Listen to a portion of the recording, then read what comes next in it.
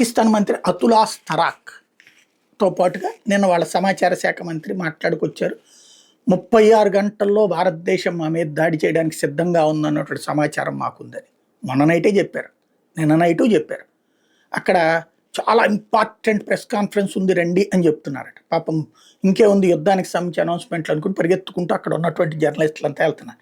తీరా చూస్తే ఇట్లాంటి స్టేట్మెంట్లు ఇచ్చి కాలక్షేపం చేస్తున్నారు అనమాట. 36 గంటలు పాపం వాళ్ళు అనుకున్నది ముగిసిపోయింది. 36 గంటలు అది మొన్న నైట్ ఇచ్చిన స్టేట్మెంట్. ఇవాళ పేపర్లో ఫ్రంట్ పేజ్ వచ్చింది, కానీ నిన్న పొద్దునకే రావాల్సింది. అది మొన్న నైట్ మాట్లాడారు. అది 36 గంటలు పూర్తయిపోయింది. ఏం చేయలేదే.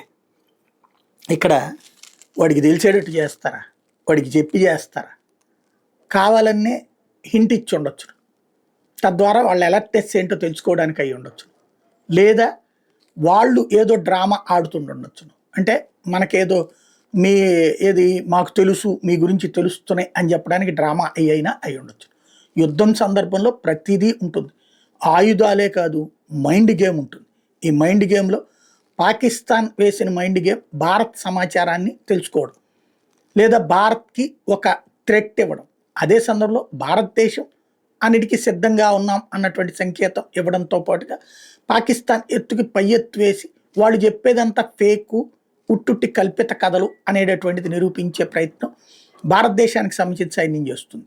ఈ మొత్తం మధ్యలో పాకిస్తాన్ మంత్రి జోకర్ అయ్యాడు. ఆయన చెప్పిన టైంకి ఏమీ కాకపోవడంతో ఇప్పుడు నెక్స్ట్ ట్రిప్ వాళ్ళు చెప్తే కూడా నమ్ముతారా లేదా అన్నటువంటిది వాళ్ళ జర్నలిస్టులు తెలుసుకోవాల్సిన అంశం.